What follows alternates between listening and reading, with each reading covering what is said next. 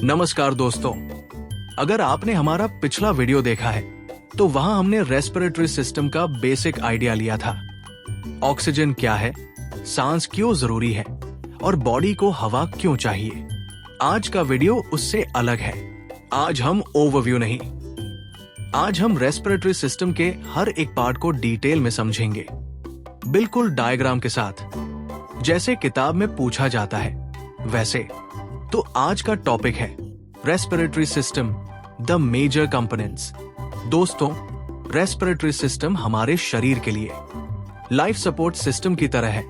इसका काम है शरीर को ऑक्सीजन देना और बेकार गैस कार्बन डाइऑक्साइड को बाहर निकालना। ऑक्सीजन जाती है शरीर की कोशिकाओं तक, जहां होती है सेल्यूलर रेस्पिरेशन, यानी एनर्जी बनाने की प्रोसेस। अगर यह सिस्टम ठीक से काम न करे तो शरीर की मशीन रुक जाएगी।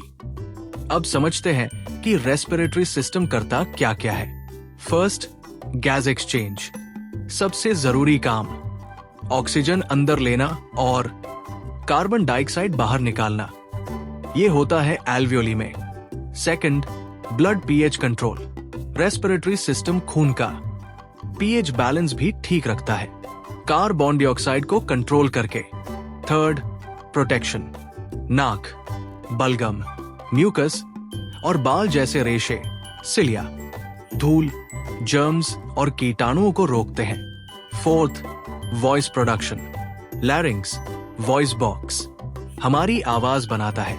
फिफ्थ, स्मेल, नाक में मौजूद ऑल्फैक्टरी रिसेप्टर्स हमें सूंघने की शक्ति देते हैं। एक सिस्टम, इतने सारे काम, कमाल है ना। अब जरा इस डायग्राम को ध्यान से देखो।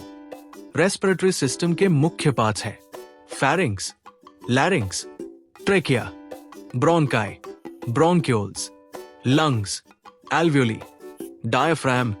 अब हम इन्हें नाक से नीचे की ओर एक एक करके समझेंगे, बिल्कुल ऑक्सीजन की जर्नी की तरह। रेस्पिरेटरी सिस्टम का पहला दरवाजा है नोज, नाक। नाक के अंदर होता है नेजल कैविटी। इसके काम, हवा को छानना, फिल्टर, हवा को गर्म वार्म करना, हवा को नम ह्यूमिडिफाई करना। यहां म्यूकस और सिलिया धूल, जर्म्स और माइक्रोब्स को पकड़ लेते हैं। इसलिए मां कहती है मुंह से नहीं, नाक से सांस लो। फेरिंक्स, गला। फेरिंक्स एक मस्कुलर नली है जो हवा और भोजन दोनों का कॉमन रास्ता है। Larynx, voice box. फेरिंक्स के नीचे होता है लैरिंक्स, यही से आवाज निकलती है। लैरिंक्स ये भी ध्यान रखता है कि खाना ट्रेकिया में न जाए। अब आता है ट्रेकिया, विंड पाइप। ये एक मजबूत नली होती है जो लैरिंक्स को ब्रोंकाई से जोड़ती है।